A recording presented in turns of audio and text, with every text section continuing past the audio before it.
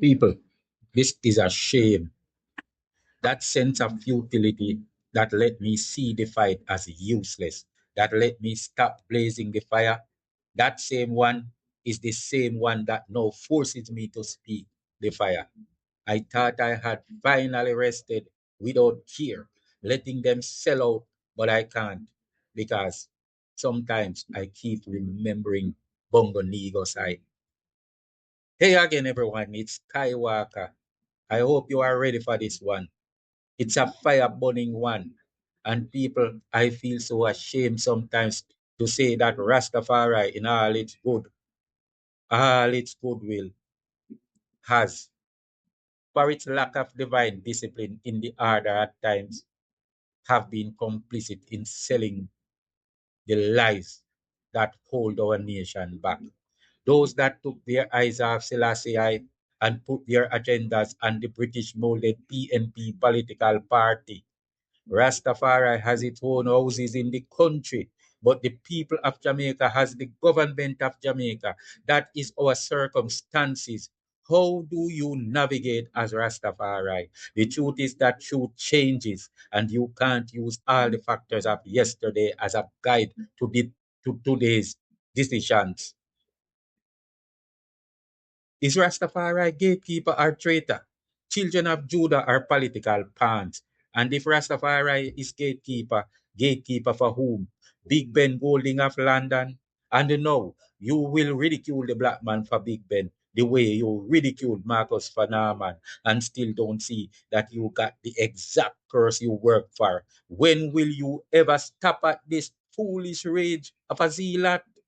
A Judas of a zealot, always against the black prime minister whose wish is for your betterment, against a son of London. But you say it's because you fear the black man's chains, you hypocrite, you. In Rastafari, there is a trinity of Prince Emmanuel, Bongo Planner, and Bongo Nigosai that I always give respect to. I have always given respect to that. Of that three, Bongo Nigosai is the greatest to me. He was the epitome of a true divine gatekeeper. In the presence of his wisdom, I had privilege. I had privilege. Rastafari is a gatekeeper, not complicit to crap. We must navigate our world with sanity according to its conditions while making the best choices under our circumstances. We have to make the best or the better of two choices at all times. Rastafari is not here to not live in a world. We are here to steer our people in right ways to navigate the world. And Haile Selassie had already showed the examples. It is no magic. It is common sense. We have to know what we have in hand or not at every choice. We have to know what we have in hand or not at every choice. We are not here with magic as magicians. We are not here on some Bible story like what Christians are, like how Christians are looking for magic. We have too many Rastafari today with Christian fairy tale magic images in their minds, and is already that is already the sellout formula. We now believe that we will raise a rod and the Red Sea will be parted. It's time for us to face reality. We don't have magic wands either, but we have intelligence. We are not anymore fit to be led by emotional creatures, but by sane and masculine minds. This is why I speak. I speak because I have passion for the factors that hurt my mentor, my spiritual father, Bongo Nigosai, the one who chose me, the one who chose me as his own. I grew from Rastafari to Skywalker, but my path was set by Bongo Nigosai, and I am not for once diminishing my respect for Rastafari in general. I used to listen to the cutting edge every night when it came on because that level of truth was often higher than the one I had at that stage of growing and to higher truths. Nigosai also had love for Muta Baruka, because I saw it in his eyes when he talked about him as a young ras that he met with his cheese pan. I have respect for Tony Rebel too. Tony Rebel took Migos under his wings at one point when I had to be absent, and I was one of the instrumental ones that gave the high priest his wish.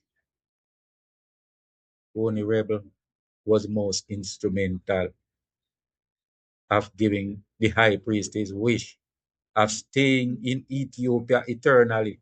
Incidentally, I must add, if even as trivia, that the majority of us as Jamaicans did originate from Ethiopia at the part where they call India today, which still has the signature of our great empire Ganges. There are no Indians outside of us, the same bloodline of Akan, Afrim, Judah. We were often hated and sold by other Africans, and Arabs were not white either. Moreover, the Africans, including Mahama's family, and I'm talking Mahama of Ghana, the Africans, including Mahama's family, who were one of the most deadly ones, were not white either. They sold us for trifles. Some had our blood in them but chose to betray us. Mahama now wants to complicate our emancipation bid, which is unfair. As brothers, we love brothers, but by principle, asking us to join with him is unfair. Our route has to be different because our circumstances also present him as part of our culprit. What if Europe begins to point fingers to say that we did it to ourselves? Being on the same page with Mahama would nullify whatever rebuttal we had. And real Rastafari needs to stop behaving emotional and go to logic. Sometimes you even know the ones that grew outside of a family with paternal respect. They are more emotional than logical. And Britain knows that. That's why they turn certain spells on you because they work. Migos was disappointed when fickle-minded gatekeeping Rastafari bowed to political lies. He saw them call Michael Manley Joshua with a rod of correction because Manley told lies on Haile Selassie. That was betrayal, elevating a politician above the king, elevating lies above truth. And today, what I see troubles me deeply. The white man always know how to steal the power from us, how to make us give the power even of our gods to them. And we keep doing it all the time. I hear us. I hear it. I hear Rastafari everywhere on YouTube, on the radio. You see them on the street. Look, today, what I see troubles me deeply. I never dreamed it would get to this. Rastafari, the covenant of truth, now bending to emotion, to party propaganda, to foolishness, not masculine reasoning, but weak emotional nice, not guardianship, but compromise. This video is partly in my remembering of Nigosai. He rests in Ethiopia today, but his spirit rests in me, the one he wanted to speak. I will speak even for once and carry his fire forward. Yes, because Rastafari must be gatekeeper again, not bowing to lies, not selling out truth, not betraying Selassie, not betraying Gavi. Yet, what do we see around us? Kabu, Irie FM, emotional Rastafari people who are stuck in their sentiments and sabotaging truth. Negosai showed us truth is the covenant. Truth is the covenant, and truth is my only true love. Instead of wasting the day showing you the same template in all enslaved regions, I will show you the simple thing that is easier to see. At the time of the professed independence, which was a trick to make slaves be slaves without knowing they were slaves, Britain had Norman Manley as their talisman to weave in that sorcery. Marcus Garvey was his nemesis because He was the one that shocked them, who was wise enough to see all. Marcus Garvey opposed the white man's constitution that was handed down to enslave black people.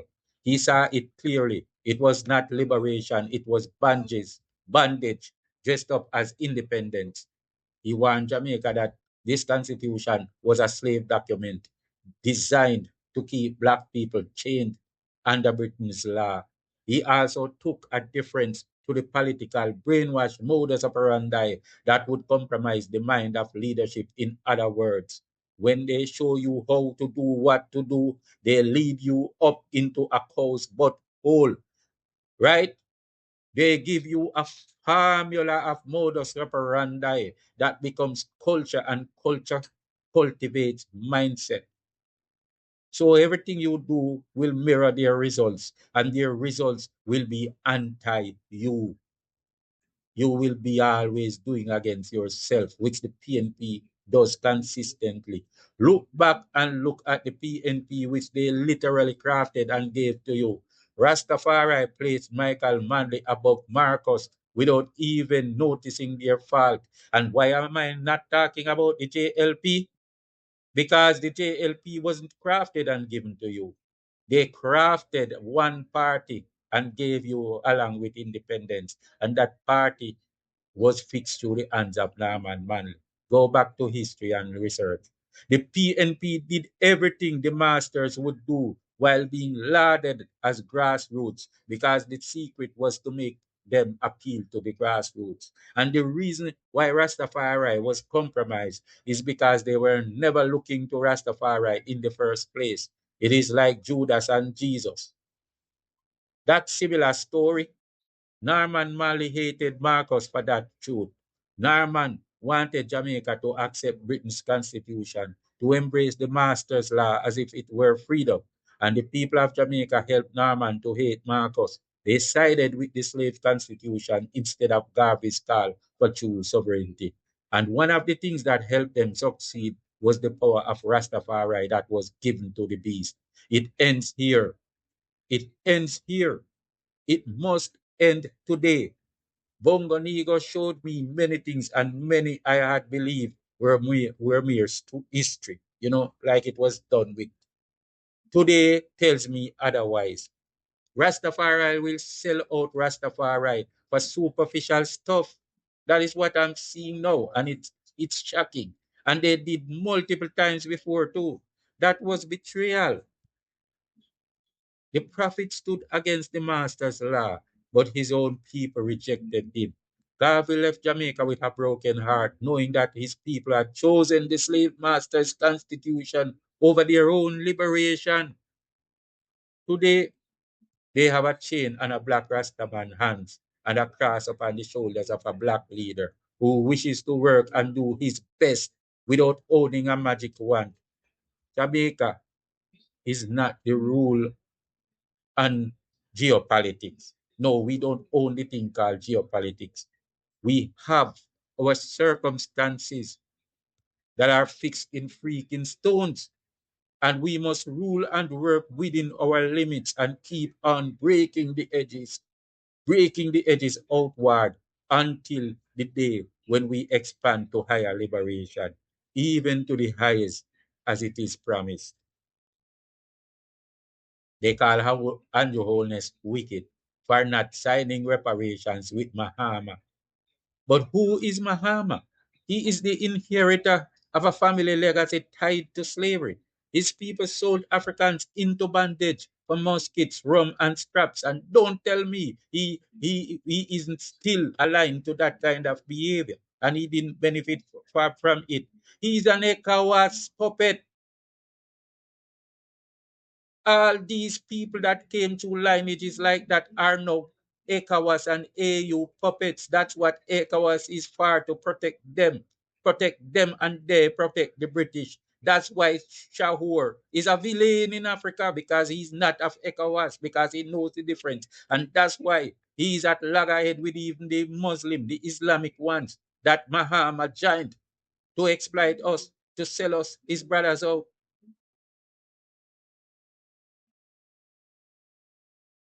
Am I saying we should hate Mahama? Mahama is our brother. I'm saying we unite, but there are certain things we cannot unite in as processes, right? He speaks of slavery as the worst crime, but never admits his family's role. He never pledges reparations from his side, and Ghana has tons of gold. Instead, he positions himself to collect reparations from Europe in our name. That is double betrayal. First selling us, then hijacking the reparations meant for us. Victims silenced, culprits enriched, and Rasta forums defend him, calling Holness wicked for refusing to sign. Holness has done the right thing. Holness is smarter than you think. He had the upper hand against Mahama, and he had the upper hand against China, but you are so simply, you're not seeing what is happening. And what you're seeing, what you're saying, that is hypocrisy. Defending the seller while condemning the victim. Andrew, not signing is best for Jamaica, period. Jamaica signs with the Caribbean and even with America too, if necessary. That's the black. That's our black. We are of a bloodline that was endangered, even in Africa, even across the world. And people learn about us, find the magnetism in us, and they get endeared to us, and then they hate us. It is not every African that were affirmed to be kidnapped and sold. It was us, only us. One bloodline of Judaic people, Irie FM, Kabu, and Rasta forums. Instead of reasoning freely, they spread partisan lies for PNP and Big Ben of London. They misrepresent military agreements that help crime fall phenomenally, calling them betrayal. Not every truth yesterday is truth today, and our results are not exactly the same as Africa. Because even, yes, we know the imperialists, how they move, America and Britain, Europe, and all these white folks and Jews. We know what they do. But we are in a world where we have to play our cards too. We are on the same card table.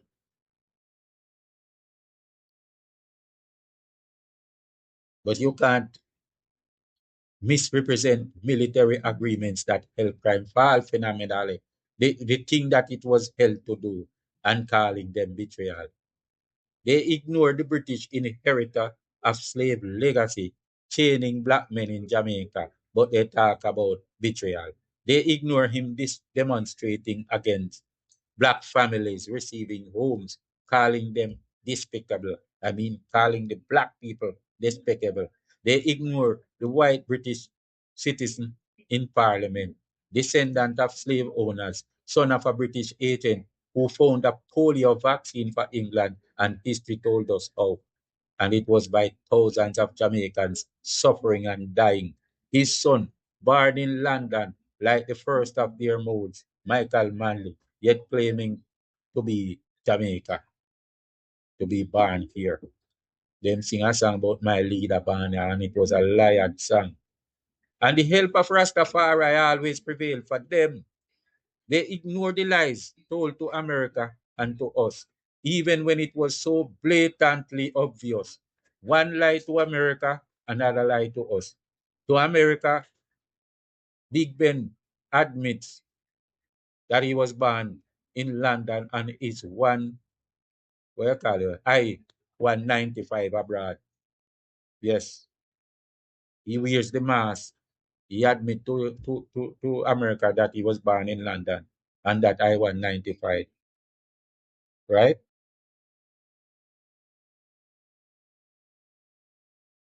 He comes to Jamaica and tell Jamaica something else, that he was born here. But these British are European Jews are everywhere, aren't they? Hmm? You ever thought about it? You ever wondered why? To us in Jamaica, he tells a different story than what he tells the American. He claims he was born here, that he is a son of the soil, that he belongs in parliament as a Jamaican inheritor, and that his ancestors came here as slaves. That's what Big Ben of London said. Taboo, you didn't hear? He pretends to be one of us, while the record shows London birth and British agent parentage. Manly did the same, and it worked because they were not in an information age. But why does it work today? It didn't work, but the traitors only accepted it. This is the double marks. One lie to America, another lie to Jamaica. Abroad, he admits foreign birth. At home, he claims Jamaican birth. Abroad, he hides the slave legacy. At home, he pretends to be a liberator. That is betrayal upon betrayal. And the gatekeepers open the gate, letting the pirate. They're letting the pirate. PNP stands for disaster and disorder.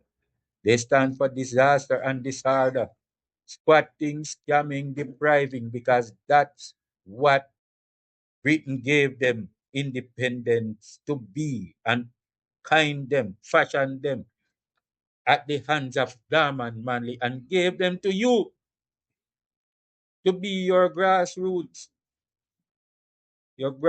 politician to adore and lead. You don't see what they do.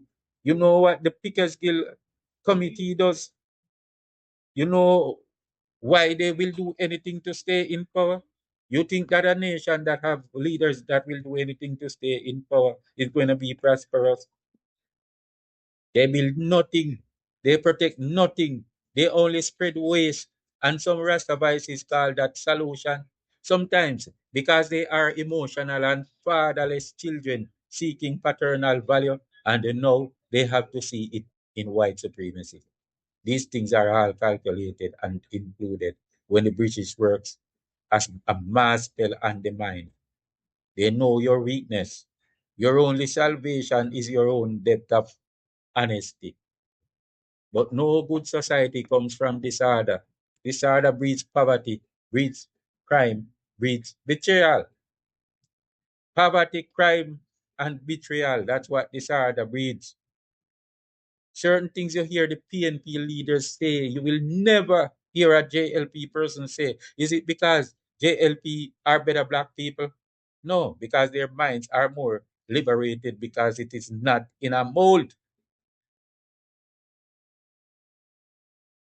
You need to go and study how SARS work in the open sphere, and you will be able to read the PNP blueprint, what is on them. Squatting is not sovereignty. Scamming is not liberation. Depriving is not justice. That is not gatekeeping. That is breadcrumb betrayal. Men following scraps, giving away their butts, defecating through their ribs. That is the collapse of dignity from within. Now, listen to the hypocrisy. Rastavites call out the present government for constitutional reform, not because reform itself is betrayal, but because of Mark Big Ben Golding's life. They say that staying in the Privy Council for a necessary moment compromises independence. Not today. Come on. Not today. The truth of yesterday is not the same truth. It's not the same truth for tomorrow. Or it was it's not going to be consistent, right? And you need to understand that it is false. It is false. Moving away from the Privy Council is not independence. Trinidad is an independent nation, but they use the Privy Council. And it does not mean you're gonna be forever with the Privy Council, but it means you're gonna create a legal system that's workable. It does not compromise independence. It is caution, it is wisdom, it is sovereignty with substance. They want to push Jamaica into a tainted court system. The Caribbean Court of Justice, the CCJ, is already showing cracks, already acting as predicted.